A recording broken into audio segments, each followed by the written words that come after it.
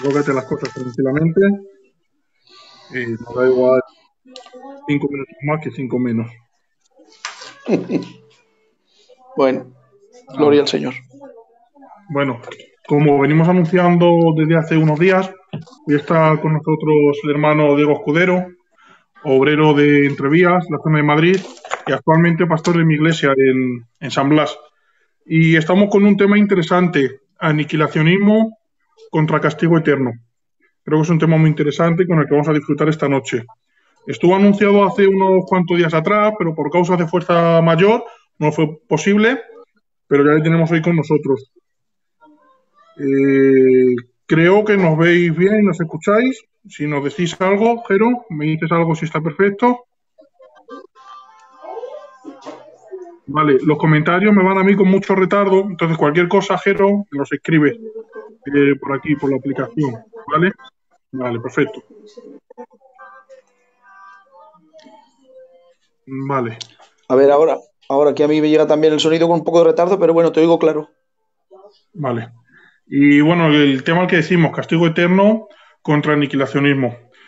Os pido que en la medida de lo posible, los que lo estáis viendo, le pinchamos a compartir para tener una mayor difusión y poder llegar a más gente, porque es un tema creo que necesario y que se escucha muy poco, desde los púlpitos prácticamente nada, y es un tema que hoy en día ya no se predica y es un tema necesario, el tema del castigo eterno, y por donde se filtran también falsas doctrinas como el aniquilacionismo. El aniquilacionismo, para el que no esté relacionado con estos términos, es la doctrina de que los condenados son castigados por Dios durante un periodo de tiempo determinado y después de ese periodo de tiempo determinado son aniquilados y de esta forma simplemente dejarían de existir. Por otra parte, el castigo eterno es la creencia que siempre hemos tenido, que el infierno es eterno y que el condenado está eternamente en el infierno. Si te parece, Diego, antes de comenzar, si quieres haces una oración presentando el programa y todo lo que íbamos a hacer y arrancas. Amén. Bendito Dios, bendito Padre, te doy muchísimas gracias, Señor, por poder tomar este tiempo, Señor, y estar en tiempo real aquí en este momento, Señor, junto a mi hermano Eleazar, al Jeromico, Señor, ahí detrás, más todos los que están diariamente con este hermoso proyecto, con este hermoso trabajo, este canal de Sana Doctrina, Señor. Te ruego que nos bendigas, que nos utilices hoy como a vasos sencillos y humildes, pero que te dan la gloria y la honra a ti, Señor. Te ruego que pongas en nuestra mente la expresión y la unción necesaria para que lo que digamos no lleguen solo al intelecto, sino también al corazón. Aprovecho para orar por todos los que están pasando mal, Señor, en estos momentos y en estos días difíciles. Y te quiero pedir, Señor, que tengas misericordia, Padre, de aquellos que te necesitan en estos momentos en el lecho del dolor, Padre. Ruego que lo que hoy hablemos aquí, Señor, llegue al corazón del hombre para que toda falsa doctrina o toda doctrina mal aprendida, Señor, todo concepto erróneo sea aclarado para que tú te lleves la gloria y tu palabra corra y sea glorificada. Gracias en el nombre de Jesús. Amén. Amén. Aleluya. Gloria al Señor. Se te ve un poco oscuro, no sé si puedes encender alguna luz, si tienes por ahí más luz. Dame un segundo, que me dejan solos.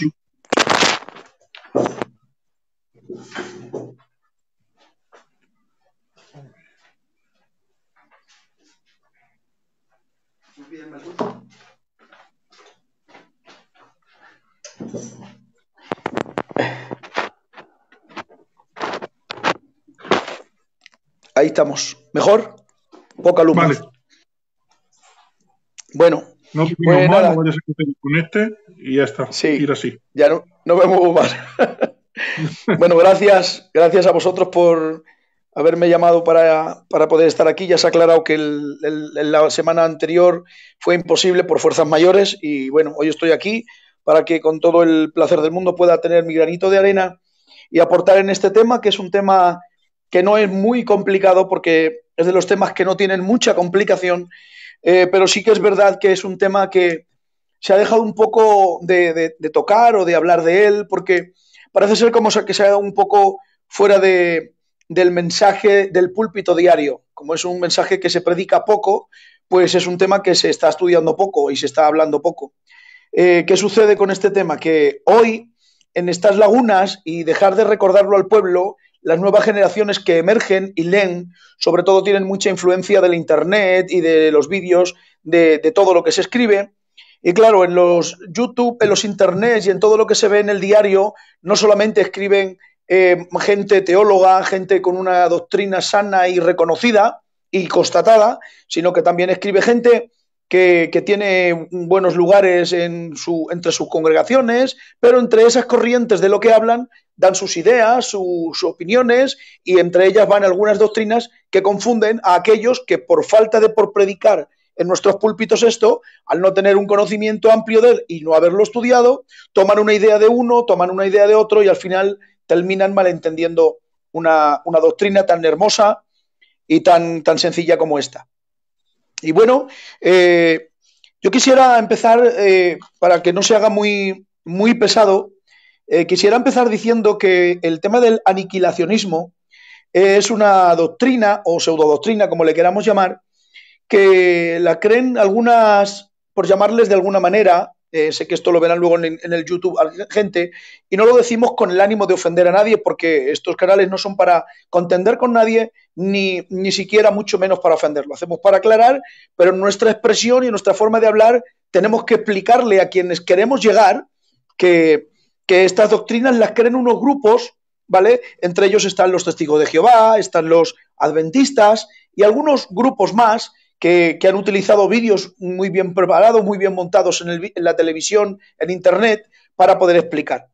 Que Eleazar hablaba de que el aniquilacionismo era una doctrina pues que enseñaba lo que la frase dice. La palabra aniquilación es colocar delante a un montón de gente con un pelotón de fusilamiento y decir ahora bom, bom, bom, y que dejen de existir en el momento. ¿Qué sucede?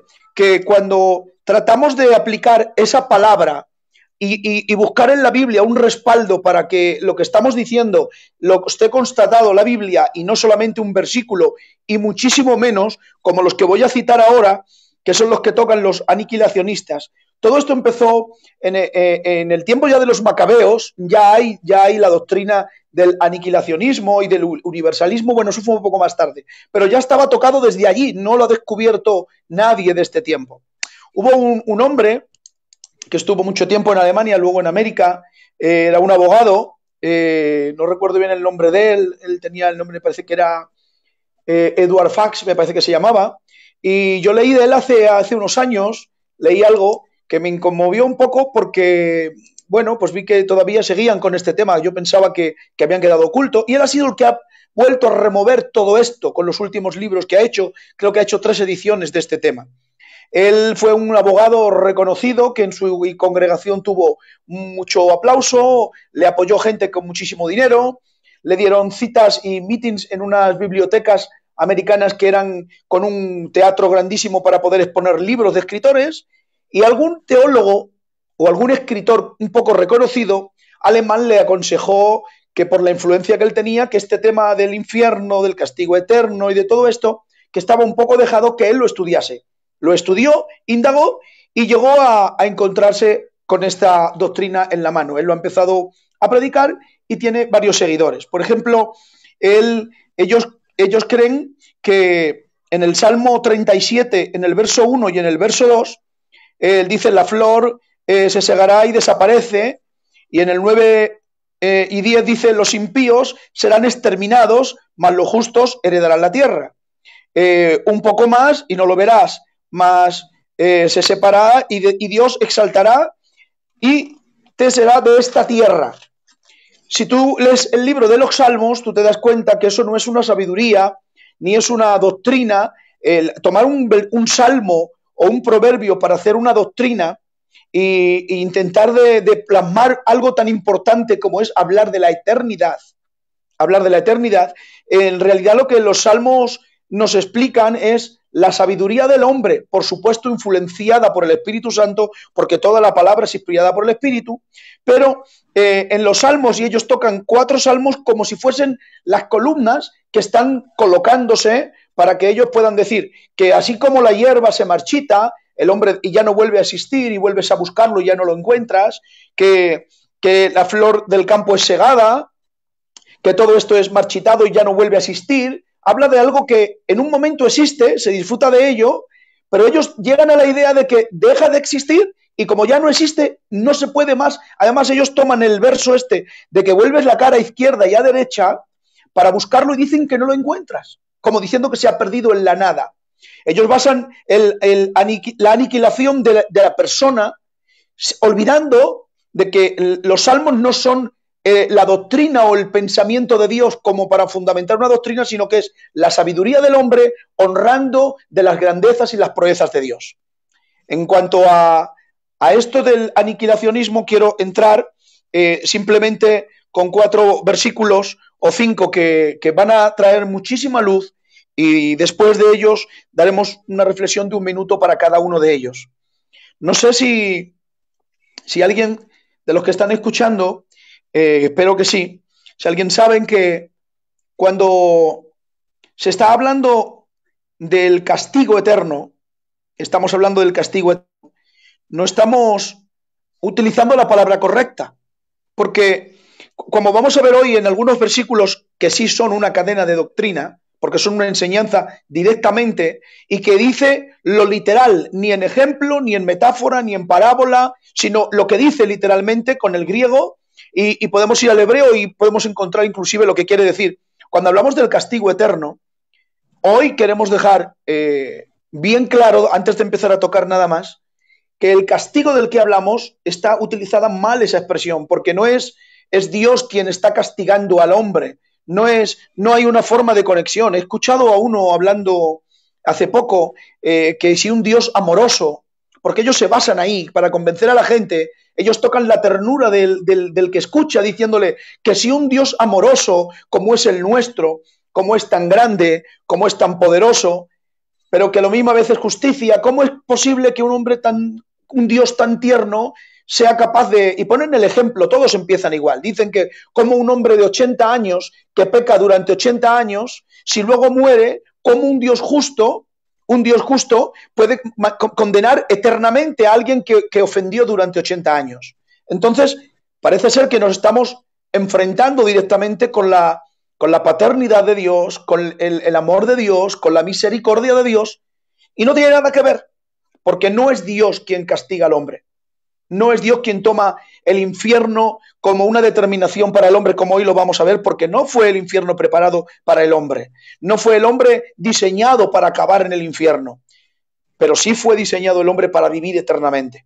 Es verdad que el cuerpo es lo que se extermina, que lo que ellos dicen del salmo que hemos leído, ¿de dónde se quema la hierba? ¿De dónde hemos leído el salmo? ¿De dónde es raída? ¿De dónde es quemada? Lo dice bien claro, de la tierra.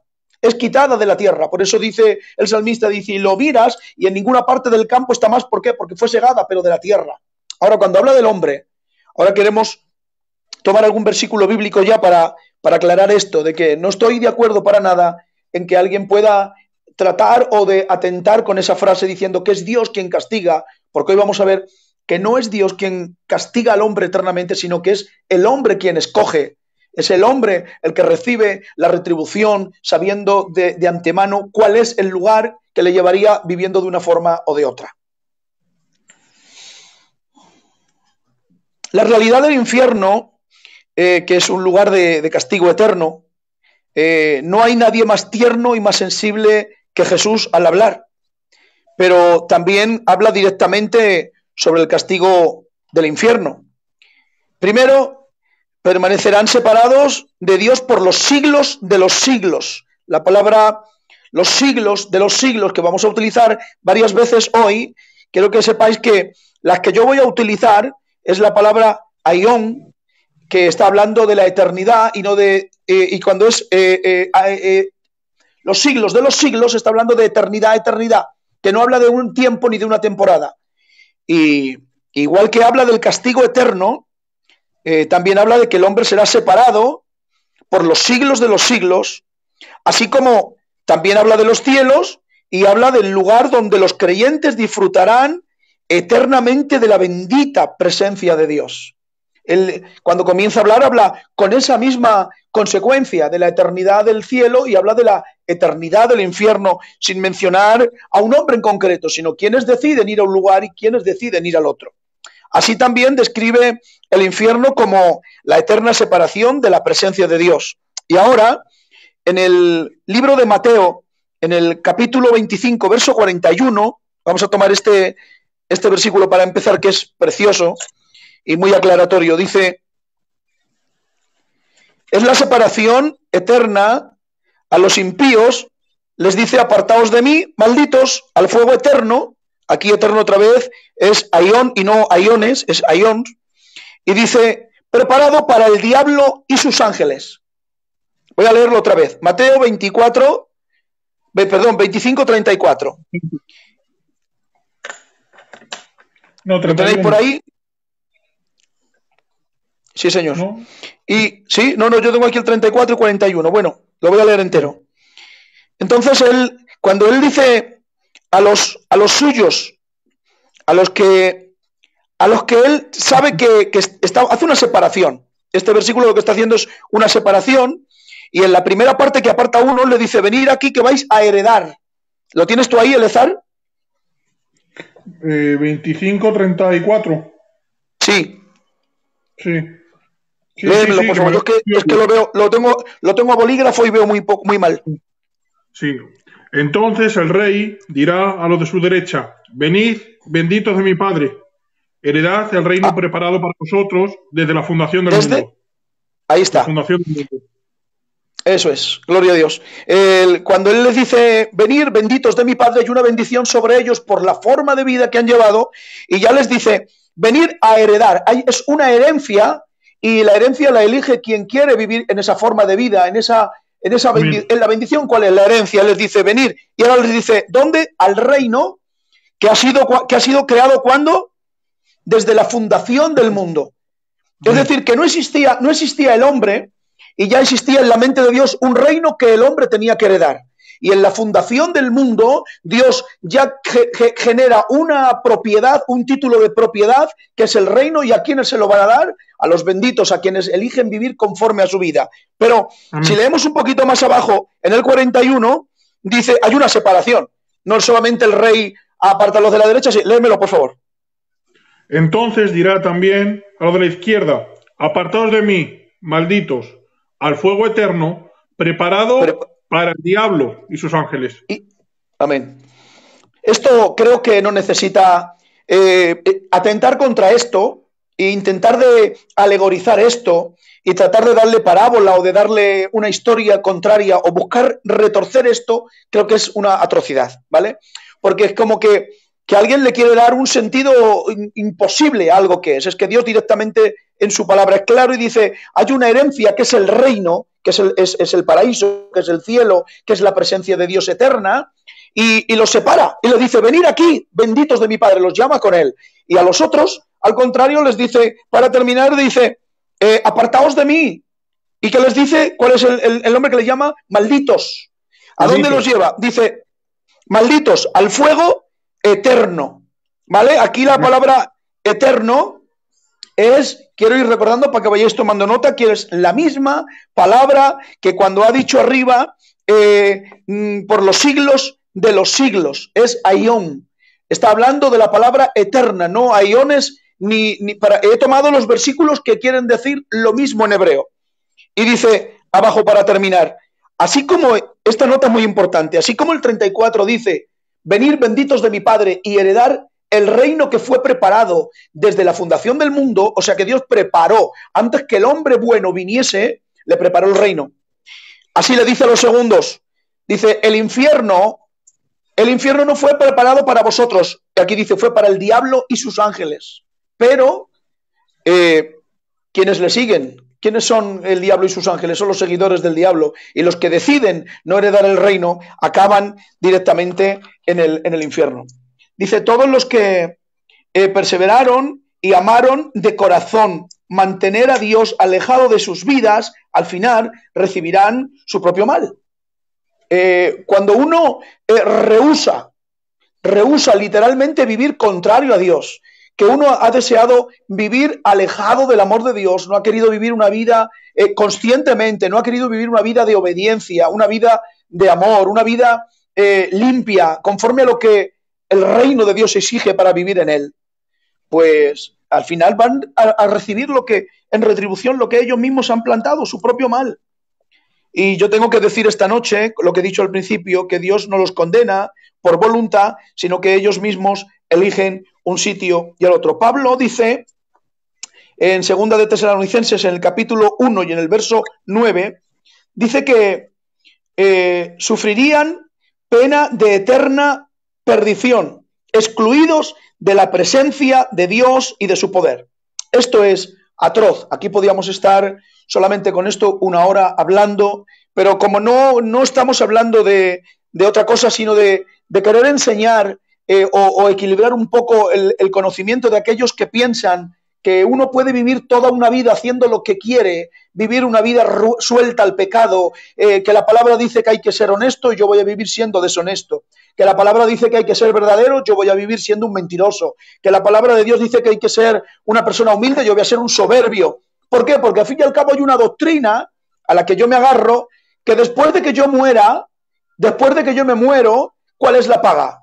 ¿Cuál es la paga de que yo muero? Que durante un tiempo pagaré un peso equilibrado y después de mi muerte dejaré de existir.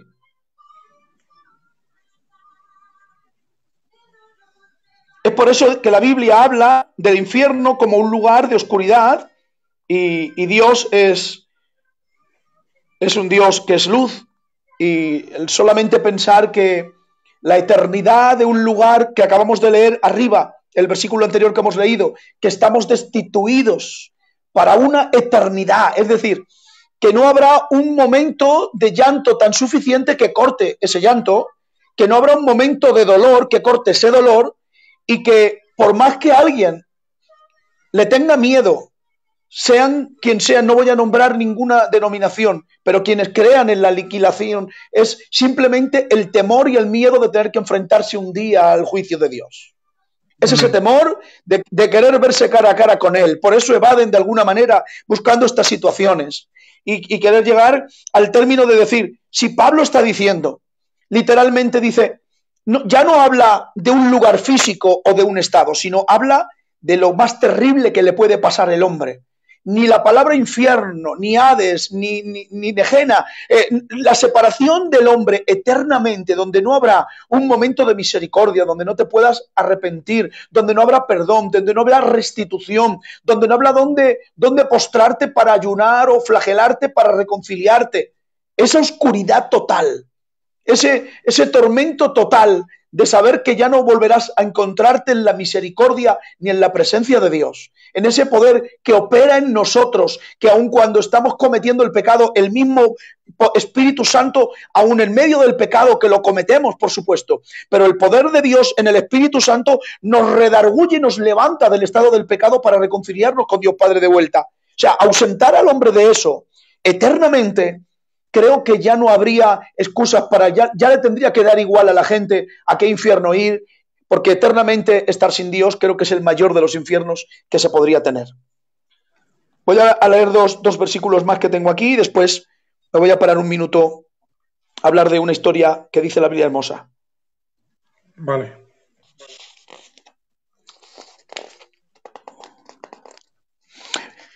Dice, Pablo se para delante de los atenienses y les dice, en él vivimos, nos movemos y somos. Cuando hemos leído esto, todos los bautistas, luteranos, evangélicos, pentecostales, todos le hemos dado el mismo sentido porque esto no tiene lugar. Eso significa que solo en Jesús es posible vivir una vida con deleite. En Listra, Dios dice, Dios nos da lluvia del cielo y tiempos fructíferos y llenando de sustento y alegría nuestro corazón. Oh, gloria a Dios. Ahí no está hablando con cristianos, ni está hablando, cuando está hablando en Listra, cuando Pablo está hablando en Listra, él no está hablando a cristianos, está hablando con paganos e idólatras.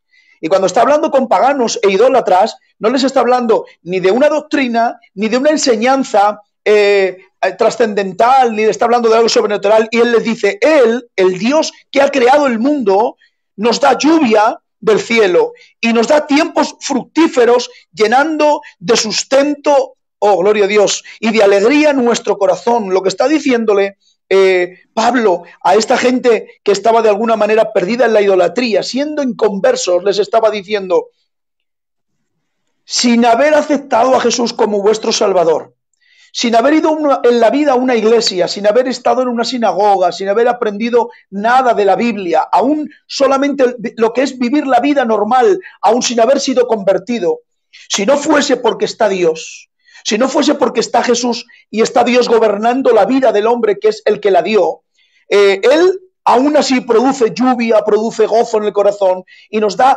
deleite para que el hombre pueda vivir en algunos momentos con placer y con deleite en la vida. Por eso, acompañando de lo que Pablo dice aquí, a lo que él dice en Tesalonicenses, 2 Tesalonicenses 1:9, está de alguna manera está equilibrando la balanza y está diciendo: mira que si aún ya fuera de lo que es términos de iglesia, términos de doctrina, ya lo que es la vida natural, lo que es vivir una vida normal, la vida cotidiana que cualquier inconverso puede llevar, si no fuese por Dios, sería imposible poder vivirla. Luego, donde os estoy llevando es encauzar, es que el tormento que el hombre a más pánico le podría tener no es al juicio del final, no es a qué le puede pasar al cuerpo y al alma y al espíritu después. El pánico que el hombre le debería tener ahora en el presente es saber que nuestra forma de vida y nuestra elección en el presente nos puede llevar a una separación eterna de la presencia de Dios, y eso sí que es una tragedia.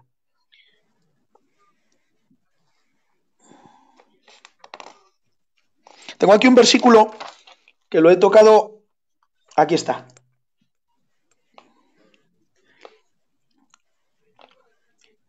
Hay un mensaje en la Biblia, en el capítulo 15 de Lucas, que todos que estáis escuchando lo conocéis de memoria, sabéis que no hace falta leerlo entero. Y en el capítulo 15 tenemos una oveja, tenemos una moneda y tenemos un hijo. Y aunque son tres cosas diferentes, las tres cosas se enlazan de alguna manera. Es como que enlazan el tema de esta expresión o de este versículo. Y es que hay una palabra, un denominador común, que los tres están perdidos. Son una oveja, poco valor, una moneda con su valor y el hijo con más valor. Yo he dicho que, como ejemplo, que cuando vamos a la calle y uno de nuestros niños ve una mariposa en un árbol, y uno de nuestros niños, cualquiera de nosotros, llega y con la mano aplasta la mariposa, nosotros regañamos al niño de alguna manera, lo hemos dicho muchas veces predicando, hemos dicho: ¿qué haces? Las mariposas no se matan, no hay que matar a los animales. Pero hasta ahí, porque el que el niño haya matado una mariposa no es como para formar un espectáculo en la calle con el niño. Si de alguna manera vemos que cuando llegamos a casa y todos tenemos un pájaro, un lorito en casa, tenemos una mascota, y vemos que en un momento de descuido el niño está cogiendo el pájaro con la mano, lo está estrangulando o lo está metiendo, voy a poner un ejemplo atroz, ¿vale? Lo está metiendo en el microondas para exterminar al pájaro o al lorito, al periquito que tenemos. Cuando tú llegas y ves el acto del niño, no le regañas con el mismo nivel que cuando aplastó la mariposa. Al niño lo regañas de otra manera. Ya no por el daño que está haciendo, sino por el acto en sí que está generando. Pero tú imagínate, olvidando la mariposa, olvidando Eleazar, pasando por alto el animal, que el niño, este mismo niño, mientras su otro hermano, un año mayor que él, está durmiendo, que con un martillo de verdad, mientras el otro está durmiendo, tú le pillas con el martillo levantado que va a golpear en la cabeza a su hermano que está durmiendo. O sea, no tiene que ver nada el daño y el enfado de cuando se mató la mariposa, de lo que hizo a la mascota, de cuando va a golpear a su propio hermano para matarlo. Entonces, esto es muy sencillo. Todos le damos un valor y le ponemos un valor en la escala de valores, le damos un valor a las cosas. Todos. Entonces, si esto ejemplo que ponemos y los llevamos 20 años poniendo, los que nos dieron en el seminario hace 25 años, si esto nos sirve para llegar hoy a la conclusión de que Dios también tiene todo el derecho del mundo a ponerle valor a sus cosas, cuando se está hablando de que hemos cometido un pecado, cuando hemos hecho atrocidades en la tierra y Él le ha dado un valor tan alto que, viendo la consecuencia que nos iba a llenar de lo que estoy hablando, Él tuvo que aparecer en la tierra para morir por nosotros, para estar predicando, para levantar una iglesia que predique esto, para levantar una doctrina fuerte que lo predique y que lo enseñe, que avise del infierno, que avise del castigo eterno. Pero cuando el hombre ya no está rompiendo una mariposa, que no es la muerte normal del hombre, porque muchos de nosotros vamos a morir en la carne, pero después de que la carne se la lleve la tierra, el espíritu que está dentro, el espíritu se lo va a llevar Dios, porque yo me voy a morir dentro de unos años si el coronavirus no me lleva antes. Pero si yo me muero en mi edad de vejez, cuando mi cuerpo se deshaga y mi cuerpo vaya a la tierra, mi espíritu irá al Creador.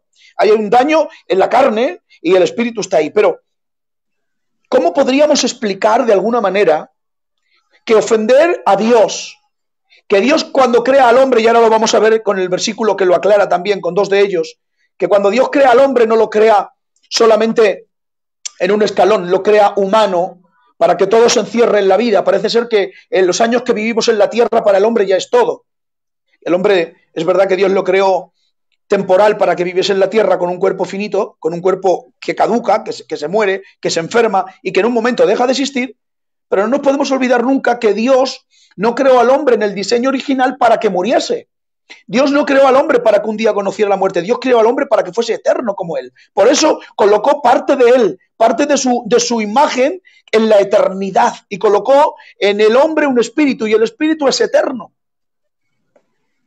Cuando estamos diciéndole a la gente, a los aniquilacionistas, les estamos diciendo que cuando el hombre muere y ese cuerpo deja de existir, les decimos, ahí todos estamos de acuerdo.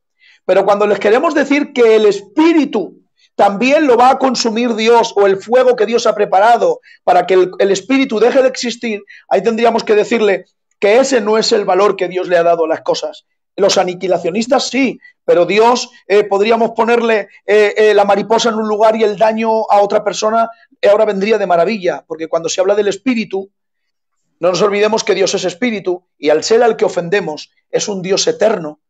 Y así como el Dios al que ofendemos es un Dios eterno, Él tiene el derecho absoluto de darle el valor a quien ofendemos es eterno, y quien tiene que pagarlo es el espíritu, porque la carne no va a ser eterna. Amén. Aleluya. ¿Me escuchas bien? Perfecto. Amén. Dice Pablo en Romanos 3, no hay justo ni aún uno. No hay quien busque a Dios. Romanos 3. ¿Lo tienes? Sí. Dice, no hay justo ni aún uno. He mirado 17, ahí pongo la hoja para que lo veáis, 17 versículos. No, aquí hay 23, ya os enseñaré otras 17 versiones, donde unos dicen, no hay ni uno, no se ha encontrado nada más que uno, solo uno. Cambia el adjetivo, pero el número sigue siendo uno, porque lo que quiere dejar claro Pablo aquí, está diciendo, no hay ni uno justo delante de Dios. Es decir, que el hombre por sí solo, cuando el hombre muere, cuando deja de existir, no hay ninguna justicia en el hombre, no hay nada que pueda justificar que el hombre puede mantenerse delante de Dios con alguna palabra, con alguna frase que le pueda mantener a Dios diciendo, bueno, tú eres tan bueno, tú eres tan tierno, que un Dios de misericordia no puede hacerme pagar eternamente lo que yo no he hecho durante tanto tiempo. Pero cuando Pablo está diciendo que no hay ni uno, ahí es donde Dios está diciendo que el hombre queda arruinado, literalmente. El hombre queda arruinado cuando Dios se separa de él. No está hablando ni siquiera ni de que haya muerto ni de que vaya al infierno. Habla del hombre que todavía está en la tierra. Cuando Pablo dice en Romanos 3, no hay ni siquiera uno justo que busque hacer el bien. O sea, no hay ni uno que pueda meterse delante del Señor y decirle, pues yo puedo hacerlo, yo puedo inventarlo, yo puedo generar algo con mi forma de vida. O sea, ni el arrepentimiento podría ser. O sea, que yo quiero deciros que el hombre que queda separado de Dios queda arruinado y queda inútil. Lo que hemos tocado, que con este termino, con el de Lucas, cuando habla de las tres que están perdidas, tengo que decir que una cosa que está perdida, algo que se ha perdido, que yo no lo tengo este bolígrafo con el que llevo toda la tarde aquí, lo llevo con este hoy, llevo tres directos hechos, con este bolígrafo que llevo. Si este bolígrafo en un descuido viene alguien de la mesa o en un movimiento brusco desaparece y se pierde de la mesa, este bolígrafo está obvio que lo fabricaron para poder dibujar, pintar con él, y yo lo compré para pintar con él y lo he traído a la mesa para apuntar en mis apuntes. Pero si yo pierdo este bolígrafo, es extraviado y no lo vuelvo a encontrar, me podré comprar otro como tengo aquí, que tengo dos, ¿vale? Uno se extravía, me quedaré con uno, que si este se me pierde me quedaré sin escribir o tendré que buscar. Pero el propósito para el cual yo me traje el bolígrafo y para el cual lo compré, ya no voy a poder darle el uso para lo cual el bolígrafo es diseñado, porque no lo tengo. Eso queda totalmente fuera de mí.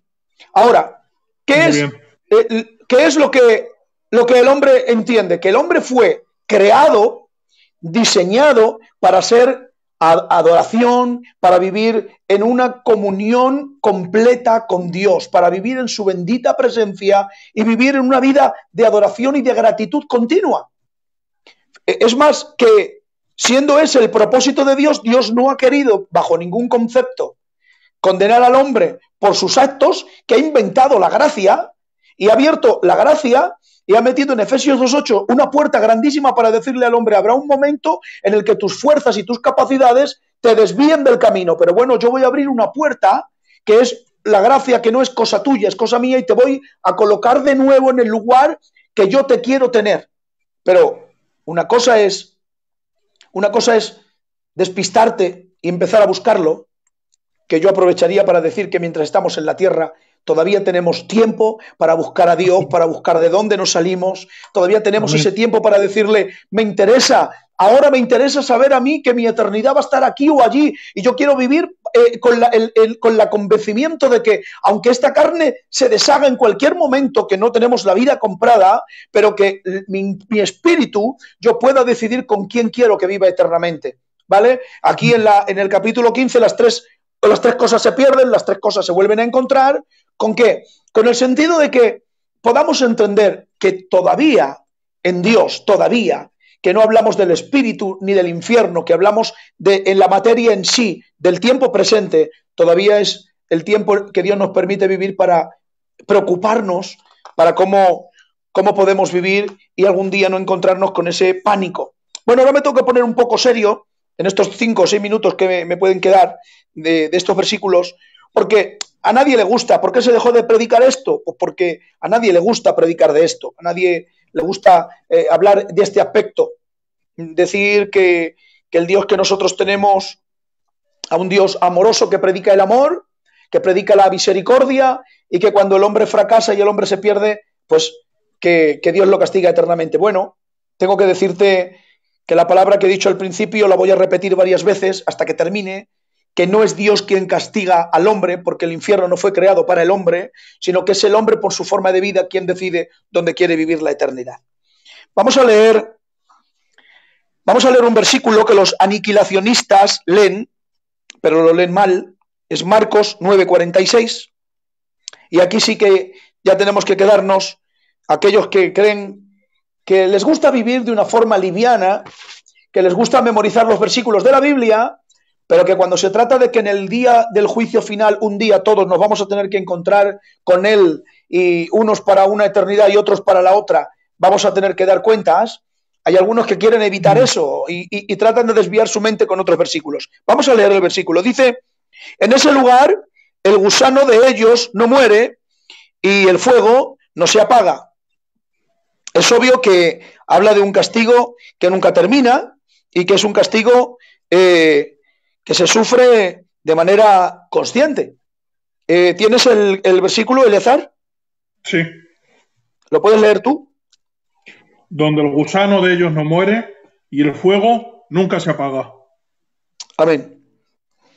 Dice: donde el gusano de ellos no muere y que el fuego no se apaga. Aquí en este nunca, en esta palabra nunca, no he encontrado la palabra del hebreo, no la he encontrado, solamente la he encontrado en el griego, ¿vale? Y quiere decir lo más cercano que he encontrado a eternidad, que es sin fin, que no tiene fin, que no tiene final, ¿vale? No tiene el mismo encierre de decir aion, no es la misma frase que dice tiempo de tiempos, pero aquí de esta manera quiere decir que no termina, que no tiene fin, por lo cual me da igual pensar en la palabra eternidad que no tiene fin, porque si no tiene fin, no lo busques, porque si no lo hay no lo vas a encontrar. Pero quiero Claro, leeros... no viene en eterno porque tiene un principio de condenación, pero sin fin. Es una condenación sempiterna. Eso es, sí señor. Es obvio que está hablando de un castigo que no se termina, eso está claro, lo acabamos de decir. Y es un castigo que se sufre de manera consciente. Dice el gusano de ellos que no se muere. Bueno, quiero deciros que cuando está hablando de esto, yo he encontrado dos teólogos que no me han dado la razón, no he hablado con ellos personalmente, ni muchísimo menos, porque uno de ellos ha muerto hace muchos años, pero cuando digo que no me dan la razón es porque no opinan lo que yo. Y es que ellos no opinan así. Yo cuando leo el gusano de ellos, después de mirarlo, con otros 9 sí que estoy de acuerdo totalmente, es que está hablando de la conciencia del hombre. Cuando habla del gusano, está hablando de la conciencia del hombre.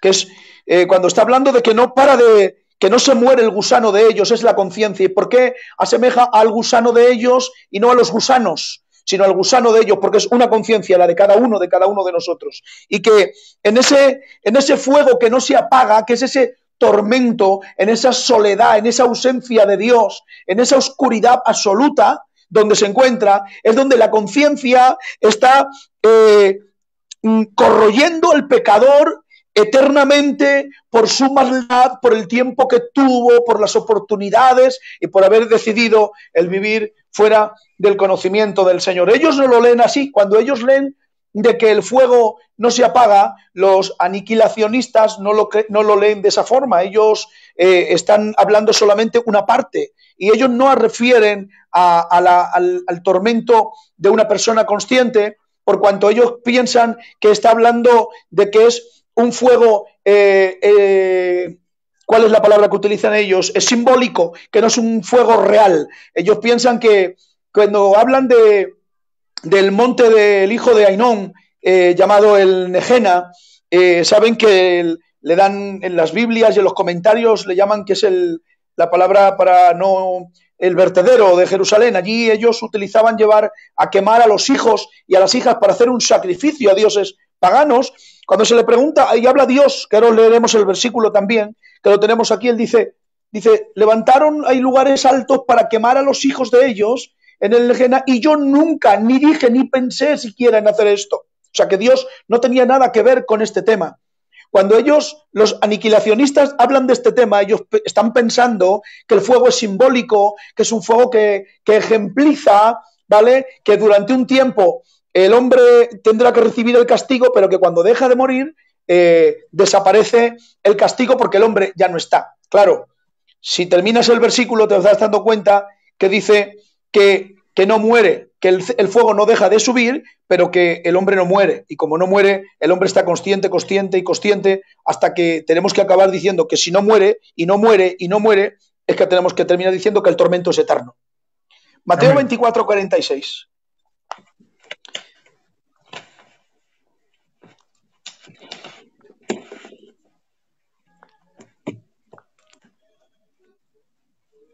¿Lo tienes, Eleazar?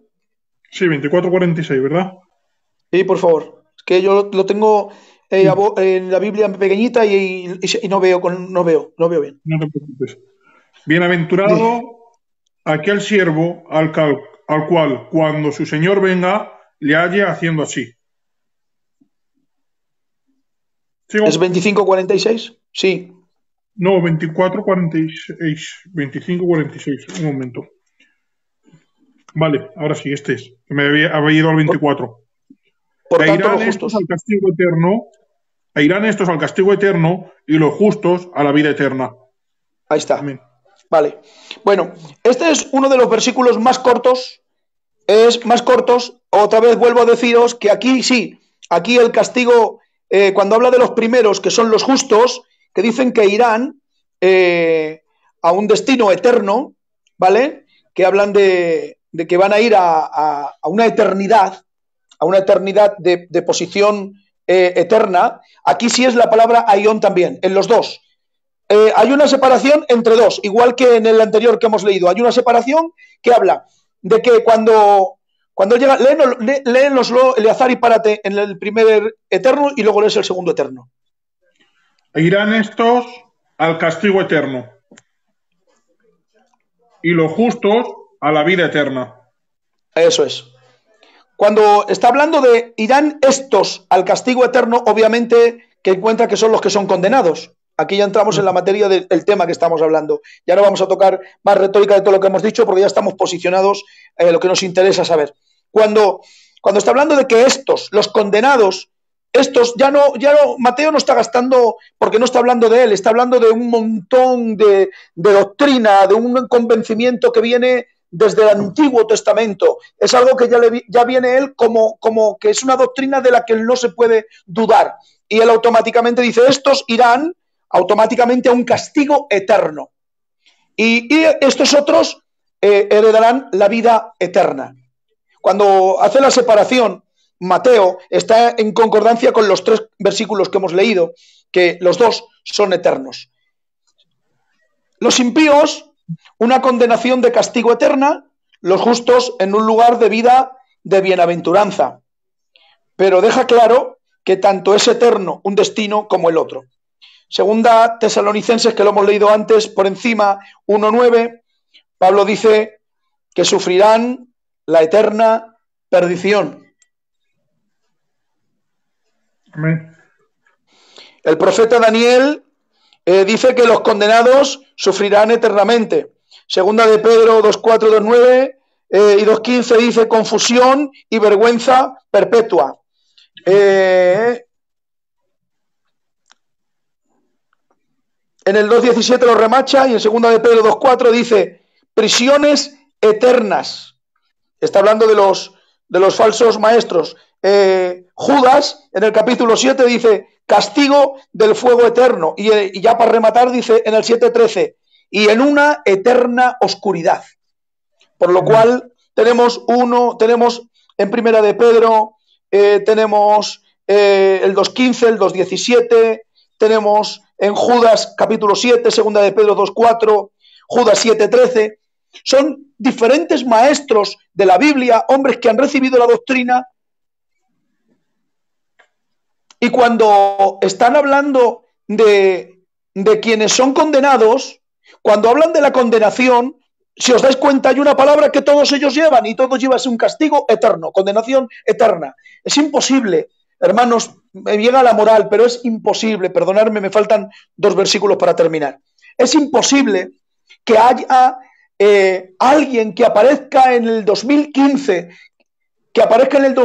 con un libro diciendo que todos los antiguos, que todos los hebreos, que todos los griegos manuscritos, que todos los teólogos de este siglo y los del antiguo, que están todos mal, que todos están torcidos, que todos están equivocados, y que simplemente porque un par de versículos mal leídos y porque un par de textos se literalizan tanto que hablan que todo va con el ser humano y no hay más nada en el hombre eterno, y que todo esto sea simplemente para evitar de que el hombre sepa que un día, quiera o no quiera, aunque queramos volver la cara hacia otro lado, un día habrá un día en el que nos tendremos que sentar delante del Rey y tendremos que darle cuentas de cómo haya sido nuestra forma de vida. Vamos a leer un versículo que creo que con este vamos a dejar los puntos sobre las íes, y luego si alguien quiere preguntar, que pregunte algo. Apocalipsis 14:11.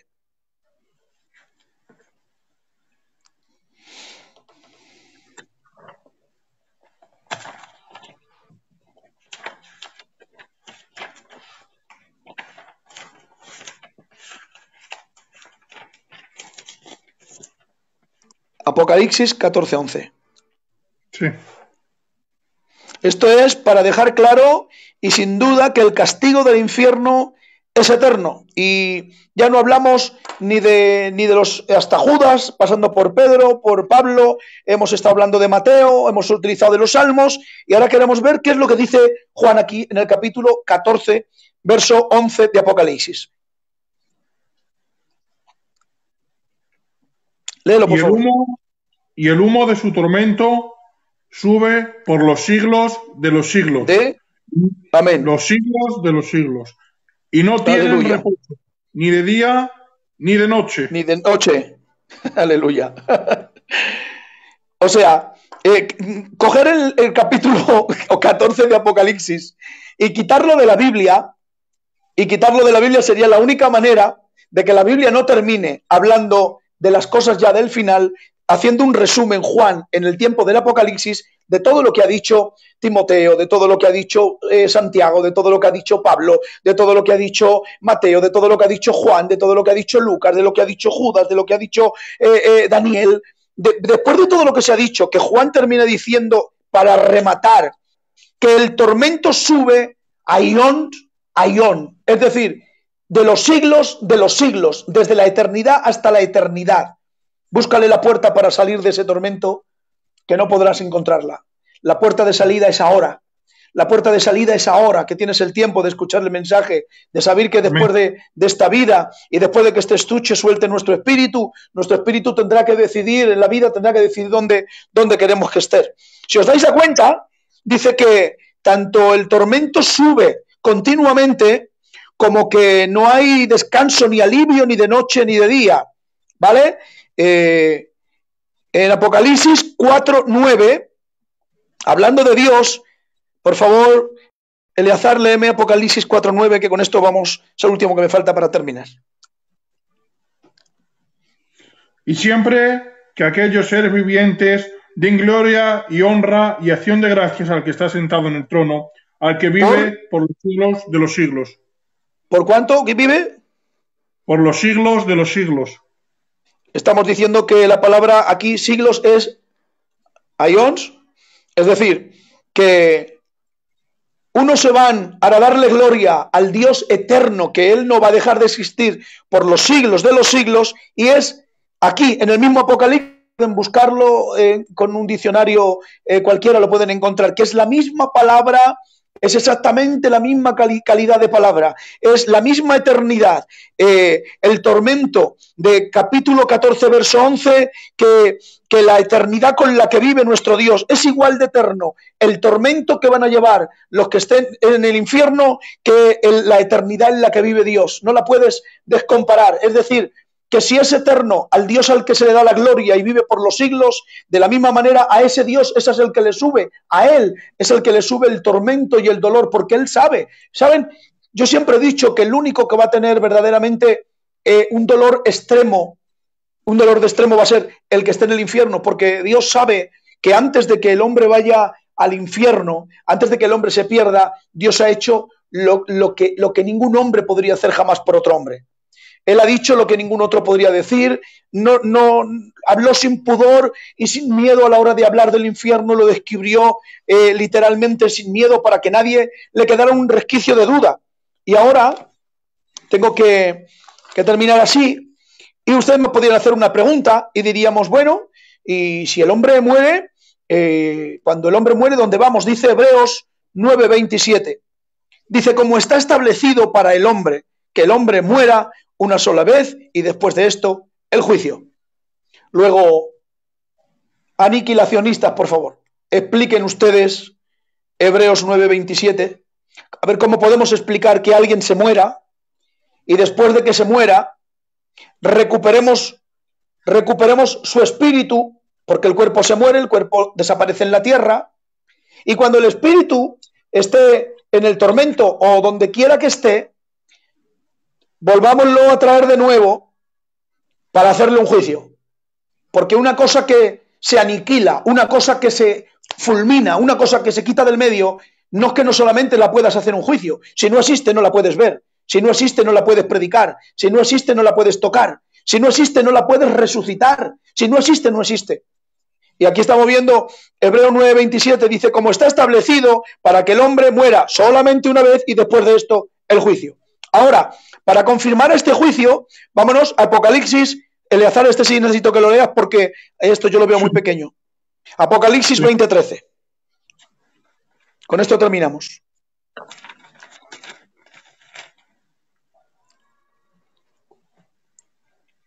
Y el mar entregó los muertos que había en él, y la muerte y el Hades entregaron a los muertos que había en ellos, y fueron juzgados cada uno según sus obras. Amén. Léelo otra vez, por favor. Esto tiene, creo que necesita poca explicación, pero bueno, con esto es con lo que nos vamos a quedar. Léelo otra vez, por favor. ¿Y los muertos? Y el mar entregó los muertos que había en él, y la muerte y el Hades entregaron los muertos que había en ellos, y fueron juzgados cada uno según sus obras. Aleluya. Es decir, que los muertos que están ahora en el Hades, en el Seol, en el infierno, la morada de los muertos, como le quieran llamar en las diferentes traducciones, nosotros estamos hablando del infierno y nos quedamos con esa palabra, no salen hasta el juicio final. Después del juicio serán lanzados al lago de fuego. ¿Quién? O sea, ¿quién es lanzado al lago de fuego después después del juicio? ¿Quiénes son? Vámonos a leer el 20:15, dice, al que no se halló inscrito en el libro de la vida, ese fue lanzado al lago de fuego. Amén. Dice Apocalipsis 20:15, y al que no se halló inscrito en el libro de la vida, fue lanzado al lago de fuego. Yo termino con esto, pero quiero tomar medio minuto para explicar solamente esto. He ido todo lo rápido que he podido por no hacer la hora tarde, pero creo que esto merece la pena que hablemos medio minuto de él. Amén. Cuando Juan está diciendo que aún el mar suelta a los muertos, no está hablando de que están saliendo del mar un barco que hace 3 horas que ha naufragado, un barco que se ha volcado por una tempestad y gente que se estaba medio ahogando, han llegado a la orilla, se ha rescatado del mar a náufragos y a esos náufragos les vamos a hacer un juicio. No está hablando de que los que han sido muertos en diferentes épocas que están en el mar, y dice que el mar dará a los muertos. Eso ya lo hemos leído 1000 veces. ¿En qué momento será eso? 2, que el infierno y la muerte soltarán. El imperio de la muerte tiene que soltar, por autoridad suprema, tiene que soltar a los muertos. Lo está diciendo Juan, Apocalipsis 20:13. Y que cuando ellos lo sueltan, dice que se le hace un juicio. Y después del juicio, estos serán lanzados. ¿Quiénes son los que son lanzados? Los que, se está diciendo bien claro, después que se les han juzgado, y los que son condenados van al final en el capítulo 20 y en el 15. Ahora, si llevamos 35 minutos diciendo, o 38, ¿cuánto tiempo llevamos, Eleazar? Pues hemos empezado como hay 20, más o menos, y son el cuarto, casi una hora, unos 50 minutos. Wow. Pues si llevamos una hora diciendo que tanto los hombres de la Biblia han dejado claro que el castigo es eterno, que el momento es eterno. Mira, para poder comprender el 20:13 y el 20:15 tenemos que ir 6 versículos adelante. Léeme, por favor, Lucas 12:41. Lucas 12:41. Sí, espera. Muy bien. Lucas 12:41. No, entonces, perdón, 12:4, perdón. 12:4, perdona, 12:4. Ya es que no, di que a estas horas de la noche ya no veo. Lucas 12:4. Sí, a los que estéis haciendo preguntas, dejadnos que terminemos y después os respondemos, ¿vale? Creo que hay 3 o 4. En cuanto terminemos, empezamos con las preguntas. Más os digo, amigos míos, no temáis a los que matan el cuerpo y después nada más pueden hacer. Si no, termínalo. Pero os enseñaré a quiénes debéis temer. Temed a aquel que después de haber quitado la vida puede poder echar al infierno. Si os digo, a este Aleluya. tema. Bien, muy bueno. Aleluya. ¿Vale? Mirad, esto que os voy a mostrar, si le podéis hacer una captura o una foto, de las Biblias más actualizadas que hay de estudio. Ahora voy a poner esta, tenía 2 hojas, estas 2. La otra es la que os he enseñado de los versículos que toman ellos. Y ahora te voy a poner esta. Mira, ahí tenéis de 17 Biblias con comentario, los versículos, si se puede hacer una captura la podéis hacer.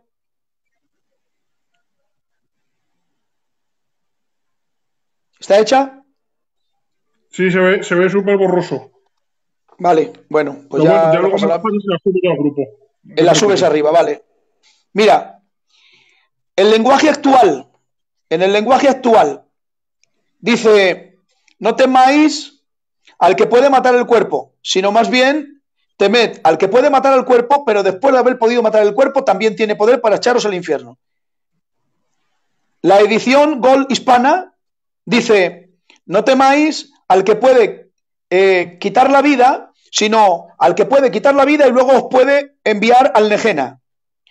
Entonces, la Reina Valera antigua dice lo mismo que la del Gol, que tengan miedo al que puede quitar la vida, pero después de quitar la vida, él tiene autoridad para enviar al Nejena. Sabéis que cuando se hablan estos de la Biblia antigua, el Nejena era la palabra que ellos querían entender como el lugar donde se desechaba, ¿vale? El lugar donde se echaba a perder al olvido. Nada de lo que se iba allí, nada de lo que acababa en el Nejena se volvía a recuperar nunca más, nunca más. Y dice la Reina Valera del 95, dice, temed al que puede quitaros la vida y os puede enviar al enfermo. La Reina Valera del 77, revisada, dice, temed al que os puede quitar la vida y os puede enviar al infierno. La Reina Valera del 60 dice, el que os quita la vida y os lleva al infierno. La Reina Valera contemporánea dice, el que os puede quitar la vida y os puede condenar al infierno. La Reina Valera del 2015 dice, el que os puede quitar la vida y enviaros al infierno. La hispanoamericana, el que os puede enviar al Nejena. La palabra de España, que es una Biblia nueva de estudio, dice que os puede llevar al Nejena. La palabra del Dios habla hoy, al infierno. La internacional, al infierno. La nueva internacional, al infierno. La nueva traducción del Ser Viviente, que es otra Biblia también de estudio, al infierno. La Biblia de las Américas de toda la vida. Temed al que puede quitaros la vida y condenaros al infierno. La Dios habla hoy actualizada. Temed al que os puede quitar la vida y os puede enviar al infierno.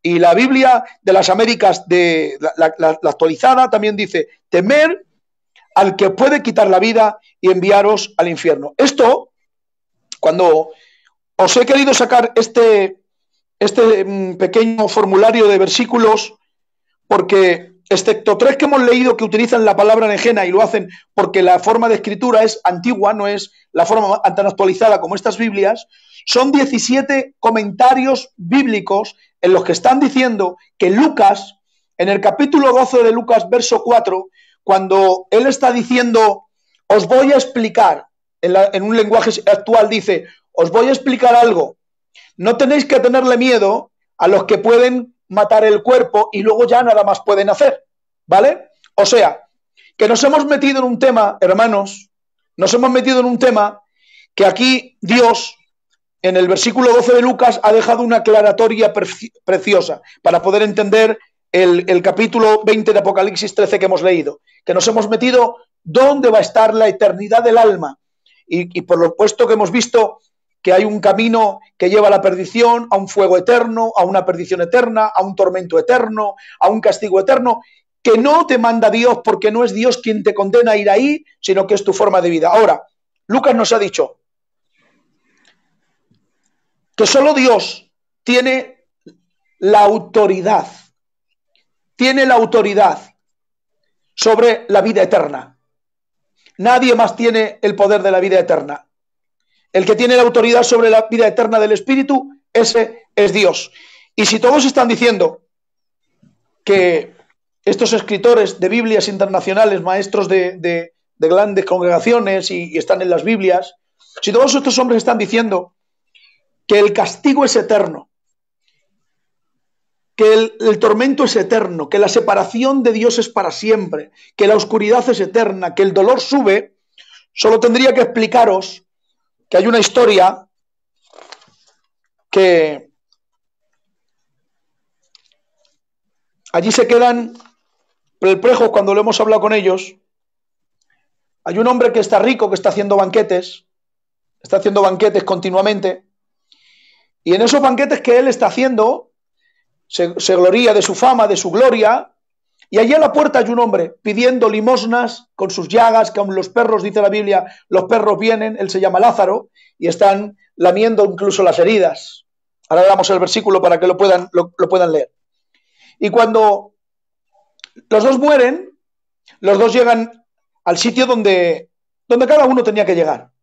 Cuando el rico llega y lo llegan al Seol, él está en el Seol, dice literalmente la Biblia, y vamos a leer el versículo, y vamos a leerlo entero para que podamos ver cómo lo dice. Dice que él, os lo quiero explicar, que él levanta los ojos y cuando alza los ojos hacia arriba, contempla dos personajes. Ve a Lázaro, al mendigo que estaba en la puerta, con el padre Abraham. Y cuando lo ve, él levanta una de sus manos y le dice: Padre Abraham, manda que venga Lázaro, que venga, ya que él sabe que él no puede ir allí. O sea que estaban en un sitio, no es un estado como algunos locos pueden decir que el infierno no existe, sino que está hablando de un lugar y está diciendo: manda que venga y que moje mis labios. Mira esta frase que vamos a leer y la vamos a subrayar en nuestros libros luego. Que moje un poco de agua en sus dedos y que moje la punta de mis labios, porque estoy consumiéndome en un tormento extremo. El padre Abraham le dice: lo siento, hombre rico, tú en tu tierra tuviste tu pago y tuviste tu riqueza y Lázaro tiene las suyas, tú estás en tormento y él aquí es consolado. Él rápidamente dice: bueno, pues que manden a mis 5 hermanos, que vayan a decirles que no se desvíen para que no vengan aquí donde yo estoy, que no vengan al lugar donde estoy porque es un lugar de tormento. Es decir, que cuando se está dando tanta claridad, con tanto detalle, es porque Dios no quiere que haya dudas, que no quiere que haya lagunas, que Dios sabe muy bien que en cuanto el hombre se arrepiente, a Dios no le importa la magnitud de nuestro pecado ni la magnitud de nuestra maldad. Cuando el hombre se arrepiente, Dios ha provisto perdón y misericordia para abarcar a toda la humanidad. De hecho, la cruz fue sufrimiento. La iglesia, ¿dónde nace? ¿Dónde nace? En el Getsemaní, con dolor, con lágrimas, con sangre, con dolor. ¿Para qué? Para que esa parte del sufrimiento de la cruz pudiera abrir un camino para salvar al hombre de esta perdición y de este tormento. Luego hoy podríamos decir, para resumir con 2 palabras, que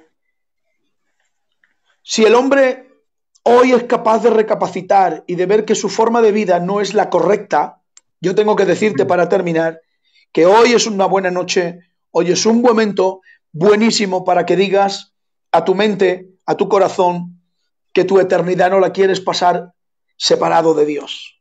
Olvídate de la palabra infierno, que te he demostrado o te he podido intentar de ayudar con estos versículos para que luego tú busques en casa, porque estos estudios es para que tú empieces a buscar y a leerlos y los entiendas, pero que tu eternidad la decidas si la quieres vivir separada de Dios o lo quieres vivir cerca de Dios. Que Dios os bendiga. Amén. A ver, hay 3 preguntas. Yo voy a responder una y tú vas a responder 2. Vale.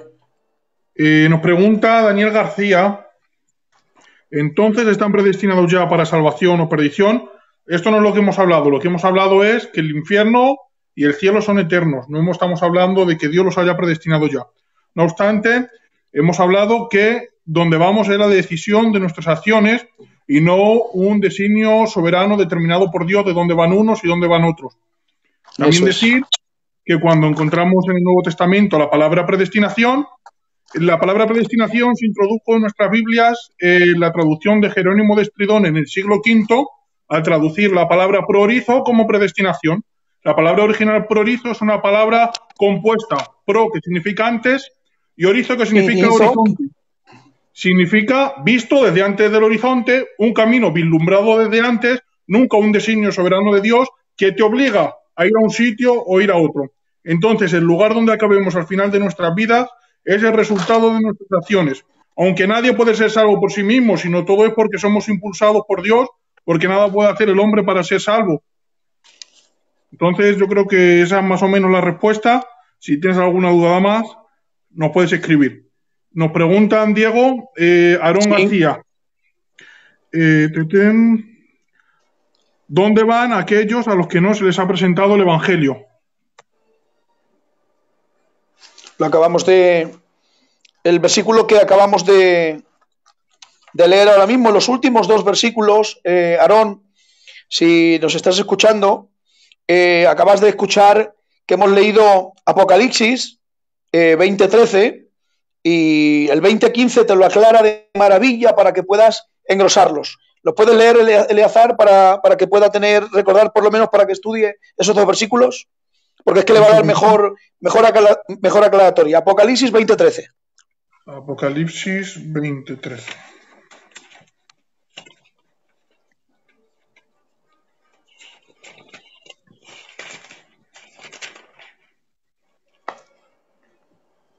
Y el mar entregó los muertos que había en él, y la muerte y el Hades entregaron a los muertos que había en ellos, y fueron juzgados cada uno según sus obras.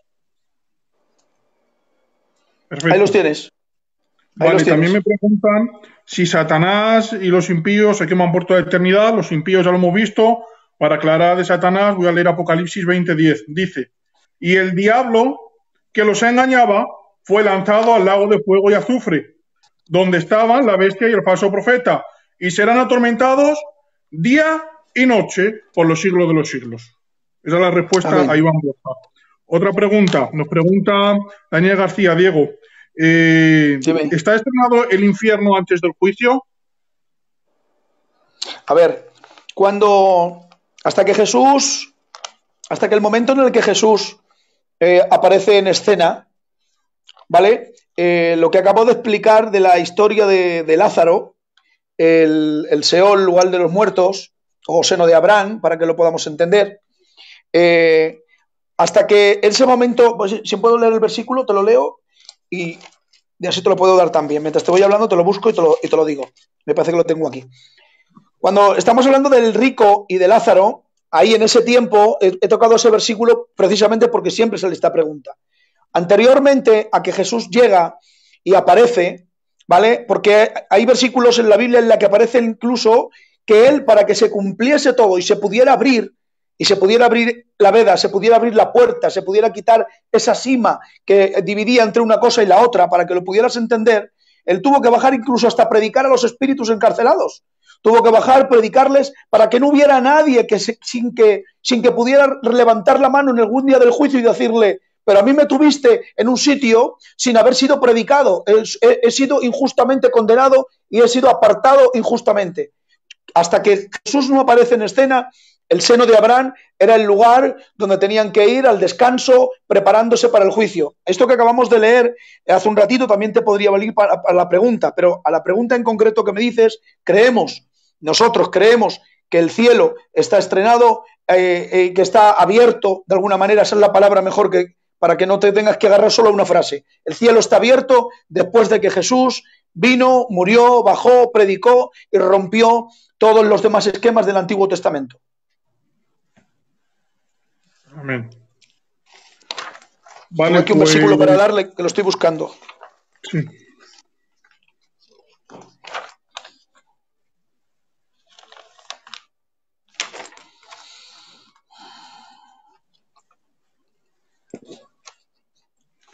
Decir a Rayito, nos está mandando una pregunta, no es el tema de hoy, si empezamos a mezclar los temas nos hacemos un lío, es de escatología, que ya estuvo hablando de Israel y Luis de Logroño ayer y antes de ayer Adán. Si quieres, ponla en el grupo, Rayito, y luego te contestan los hermanos, porque si ponemos de varios temas nos volvemos locos. Sí. Bueno, pues si queréis, si hay 3 minutos, Eleazar, sí. Leemos, ¿es muy tarde ya o leemos el versículo que hemos dicho para que la gente lo apunte? Léelo, sí. Vale, pues mira, si queréis tomar nota del verso y luego lo vais separando si queréis con 2 detalles que os damos de él.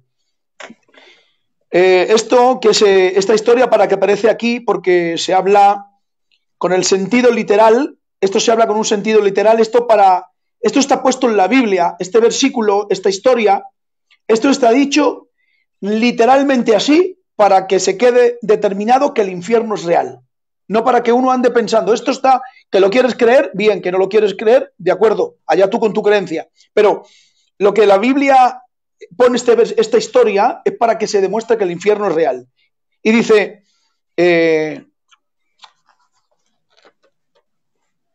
el 24, el 25, aquí está.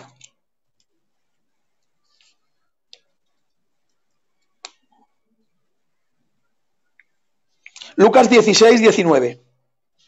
Lucas 16, 19, 31. ¿Lo lees tú, Eleazar, que lo lees más rápido y mejor? Lucas ¿Sí? 16. ¿Qué más? 19 al 31. Del 16 al 31, que es la historia al completo, y ya está. 16 del 19 al 31. Rico y el Lázaro. Eso es. Había un hombre rico que se vestía de púrpura y de lino fino y hacía cada día banquete con esplendidez. Había también un mendigo llamado Lázaro que estaba echado en la puerta de aquel lleno de llagas y ansiaba saciarse de las migajas que caían de la mesa del rico, y aun los perros venían y le lamían las llagas. Aconteció que murió el mendigo y fue llevado por los ángeles al seno de Abraham, y murió también el rico y fue sepultado. Y en el Hades alzó sus ojos, estando en tormentos, y vio de lejos a Abraham y a Lázaro en su seno. Entonces él, dando voces, dijo: Padre Abraham, ten misericordia de mí, y envía a Lázaro para que moje la punta de su dedo en agua y refresque mi lengua, porque estoy atormentado en esta llama. Pero Abraham le dijo: Hijo, acuérdate que recibiste tus bienes en vida, y Lázaro también males, pero ahora este es consolado aquí y tú atormentado. ¿Y tú? Atormentado.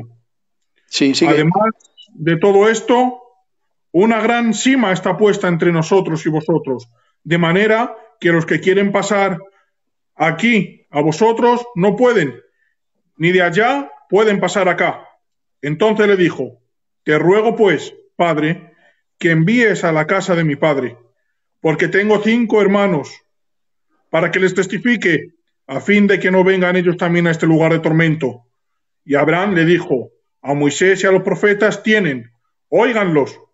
Él entonces dijo: No, padre Abraham, pero si alguno fuere a ellos de entre los muertos, se arrepentirán. Mas Abraham le dijo: Si no oyen a Moisés y a los profetas, tampoco se persuadirán, aunque algunos se levantaren de los muertos. Amén. Aleluya. Bueno, creo que después de la sarta de versículos, con todo lo que nos ha podido decir, leer la historia de este versículo, solo hay dos detalles nada más. Uno, que está en el verso 24, en la segunda mitad del versículo, cuando dice que el rico conoció a Abraham. El rico lo reconoció, por lo tanto, en el infierno hay consciencia, no conciencia, sino consciencia, es decir, que se está consciente, que se entiende, que hay conocimiento de lo que se está pasando, y que hay un detalle muy hermoso en el que acaba de leer Eleazar para terminar, que dice: nosotros no podemos ir allí y vosotros no podéis venir aquí. Luego está hablando de un lugar físico con un impedimento de poder salir una vez que se entra, ¿vale? Entonces quiero deciros que esta historia es digna de recordar. Yo siempre la predico cuando alguien pregunta sobre el tema de qué le pasa al hombre cuando muere, y tengo que llegar a la conclusión de que si el Evangelio ha costado tanto, si cuando las iglesias se comenzaron a fundamentar, fueron aserrados a espada, fueron perseguidos, tuvieron que encerrarse, huyendo a los montes, los llevaban a los circos romanos para que los leones los pudieran devorar, si los quemaban con aceite hirviendo, si los padres de las iglesias, de la iglesia nuestra, tenían que pasar por los más grandes tormentos, palizas, castigos, los apóstoles fueron aserrados, degollados, decapitados, encarcelados. Todo eso tuvo tantísimo dolor y tuvo tantísimo sacrificio. Era para que las bases de nuestro evangelio pudieran ser tan fuertes que unos decidamos vivir complaciendo a Dios y a su palabra con nuestra forma de vida de tal manera que no solamente le estamos diciendo estamos felices de vivir contigo en la tierra, sino que recíprocamente le estamos diciendo estamos decidiendo porque aceptamos vivir contigo toda una eternidad. Ojalá Dios que en esta noche, Dios quiera que en esta noche, si hay alguien que está mirando los días postreros, alguien que tenga la duda, algún joven que me ha podido preguntar días atrás, años atrás, que ellos se han hecho modernos pensando que el infierno no existe, que es un estado del cual uno puede volver, porque de los estados se vuelve. Pero en este lugar del cual les estamos hablando, que es el infierno, y que es un tormento eterno, una vez que es tarde, una vez que dejas pasar el reloj de tu tiempo, una vez que pierdes esta grandísima oportunidad, luego ya no tienes forma de volver, ya no hay manera de arreglarlo. Por lo cual, desde aquí hoy te digo que hagas una lista de prioridades, que te pares a mirar, a saber que la Biblia es tan clara en el que no quiere de ninguna manera que tú vivas una eternidad sin Él, porque a Dios ansía que tú vivas con Él esa eternidad. Dios ha preparado en ti, en ese cuerpo y que tú y yo tenemos, ha preparado algo dentro llamado espíritu que tendrá que vivir eternamente. ¿Para qué? ¿Lo ha creado eternamente para que se queme eternamente en un fuego, como quieren decir la doctrina tradicional? No. El Espíritu eterno lo puso para que pudiera vivir a la igualdad con Él, que es eterno. Te hizo eterno en la forma espiritual para que pudieras coexistir con Él en la eternidad. Pero el pecado trastoca las cosas en la tierra y se nos rompen los planes. Entonces, ahora nos encontramos con estas preguntas. ¿El infierno es un lugar o es un estado? Yo te tengo que decir, tu hermano Diego Escudero, te digo, el lugar es un lugar, el infierno es un lugar de tormento, de oscuridad, de dolor, del cual una vez que se va no hay forma de volver, por lo cual te digo, vuélvete de tu pensamiento, si tu pensamiento era contrario, que todavía está la puerta abierta. Ha sido un placer poder estar con vosotros y que Dios os bendiga grandísimamente. Muchas gracias por compartir este tiempo con nosotros. Es el primer programa que compartimos, pero no será el último. Estamos en Amén. contacto y estaremos más directos. Gracias a los que estáis escuchando. La hora es ya muy avanzada, son las 1:20, así que los que seguís dejando comentarios con preguntas, pues o las iremos respondiendo, los administradores y moderadores del grupo, y intentaremos que todo quede claro, ¿vale?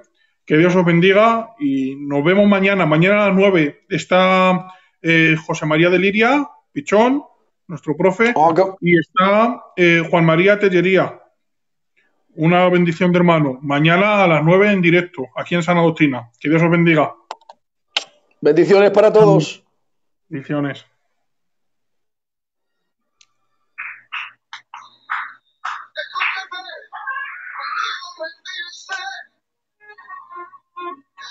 El Señor ha preparado un ángel hoy para animarte,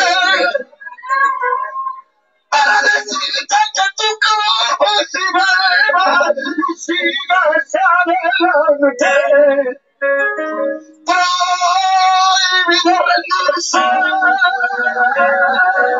porque el campeón ganó.